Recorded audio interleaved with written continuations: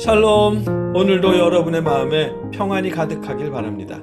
오늘 우리가 읽고 나눌 하나님의 말씀은 빌립보서 4장 4절로 5절까지의 말씀입니다. 함께 읽겠습니다. 주님 안에서 항상 기뻐하십시오. 다시 말합니다. 기뻐하십시오. 여러분의 관용을 모든 사람에게 알리십시오. 주님께서 가까이 오셨습니다. 아멘.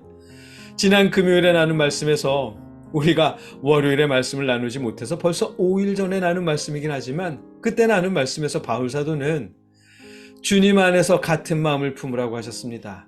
우리 서로가 각자가 다른 우리의 가치관을 주님의 가치관으로 조율하라는 말씀이었을 것입니다. 그래서 주님 안에서라는 단서를 붙이셨을 것입니다. 주님 안에서만 가능한 일이니까요. 주님 안에서만 가능한 일은 그뿐이 아닙니다. 우리가 슬픔을 맞이한 상황에서도 좌절하지 않고 기뻐할 수 있다면 그런 일 또한 주님 안에서만 가능한 일일 것입니다. 오늘 본문 4절입니다. 주님 안에서 항상 기뻐하십시오. 다시 말합니다. 기뻐하십시오. 아멘.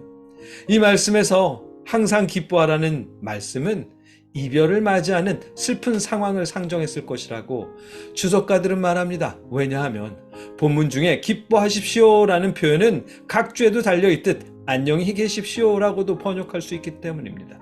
실제로 헤어질 때의 인사말로도 사용했다고 하거든요.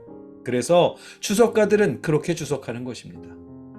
항상 기뻐하라는 이 말씀은 별일 없을 때도 심심할 때도 지루할 때도 기뻐하라는 말씀이겠지만 슬픔과 고난, 시련에 직면했을 때도 기뻐하라는 권면인 것입니다.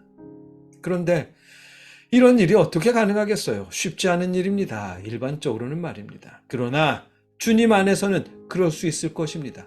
비록 지금은 두 번 다시 못 만나게 될 이별을 맞이하더라도 하나님의 나라를 소망하고 예수 그리스도를 기다리는 신앙인들에게는 그 이별이 끝이 아니잖아요. 그래서 이번에도 주님 안에서라는 단서를 붙여 주님 안에서 항상 기뻐하십시오 라고 하셨을 것입니다. 주님 안에 있을 때만 가능한 일이기 때문일 것입니다. 실제로 얼마 전에 큰 아들을 먼저 여인 80대 후반의 노부부를 뵌 일이 있습니다. 아들의 죽음을 맞이할 때 너무 슬펐는데 그런데 아들이 엄마 손을 잡고 하는 말이 나 이제 드디어 하나님 나라에 돌아가는 거니까 너무 슬퍼하지 마 라고 하더랍니다. 그래서 할머니는 슬프지만 슬프지 않다며 그래도 마음이 놓인다며 손님들을 맞이하더라고요. 항상 기뻐할 수 있는 일은 이렇듯 주님 안에서만 가능한 일일 것입니다. 뿐만 아니라 우리가 관용을 베푸는 일도 역시 주님 안에서만 가능한 일일 것입니다. 이어지는 5절 말씀입니다. 여러분의 관용을 모든 사람에게 알리십시오. 주님께서 가까이 오셨습니다. 아멘. 신앙인들의 관용을 신앙인들뿐만 아니라 모든 사람들이 알 수 있도록 그렇게 관대함을 알리라고 하십니다. 그런데 이 말씀은 법과 질서를 외면해 가면서 바보처럼 해벌레 다 하며 당하라는 뜻이 아닙니다. 죄를 죄라 말하고 잘못을 잘못으로 지적하더라도 다만 문자 그대로의 형벌로 처벌하지는 말라는 대신 관용을 알게 하라는 뜻입니다. 예를 들자면 요한복음 8장에 기록된 사건을 들 수 있겠죠. 간음 중에 잡힌 여인 말입니다.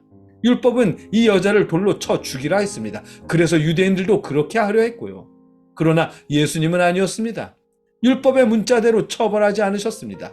그렇다고 어쩔 수 없는 일이니 괜찮다라며 보내신 것도 아닙니다.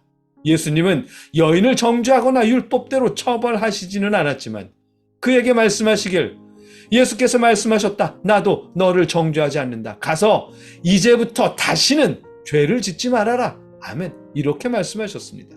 정죄는 하지 않으셨지만 그러나 다시는 죄를 짓지 말라 하시면서 간음이 죄라는 사실은 명백하게 말씀하셨습니다. 바울 사도는 이런 예수님의 모습을 염두에 두고 말씀하셨을 것입니다. 왜냐하면 정죄하고 문자 그대로 돌로 쳐서 처형하는 방식은 유대인들의 법 적용 방식이고 죄인 것을 분명히 말씀하시지만 그러나 돌을 던지는 대신 관용을 베푸신 것은 예수님의 방식이니까요. 정죄는 죄가 티끌만큼도 없는 하나님께서 하실 수 있는 일이고 사회적으로는 법관이나 할 일이지요. 신앙인들 사이에서 할 일은 아닙니다. 그래서 너희의 관용을 모두에게 알게 하라고 말씀하셨을 것입니다. 그러나 이런 관용 또한 주님 안에서나 가능한 일이기에 주님께서 가까이 오셨습니다 라며 예수님이 가까이 계신 것을 언급했을 듯합니다. 그럼요. 우리로서는 서로 같은 마음을 품는 일이나 항상 기뻐하는 일이나 이웃에게 관용을 베푸는 일을 우리로서는 할 수 없는 일입니다. 이 모든 일은 주님 안에서나 가능한 일입니다. 주님의 사랑을 기억하고 주님의 용서에 감사하며 주님이 다시 오심을 기다리는 사람들, 그렇게 하나님 나라를 소망하는 사람들이나 이런 일들이 가능한 일입니다. 여러분과 제가, 우리가 그런 사람들일 수 있기를 주님의 이름으로 기원합니다. 함께 기도하겠습니다. 사랑의 아버지 하나님, 우리가 주님 안에 있는 사람들이게 하여 주시옵소서. 주님의 사랑을 기억하고 주님의 용서에 감사하며 주님의 다시 오심을 기다리는 사람들, 하나님의 나라를 소망하는 사람들, 그런 사람들이 우리일 수 있게, 우리가 그런 사람일 수 있게 하여 주시옵소서. 예수님의 이름으로 기도드립니다. 아멘.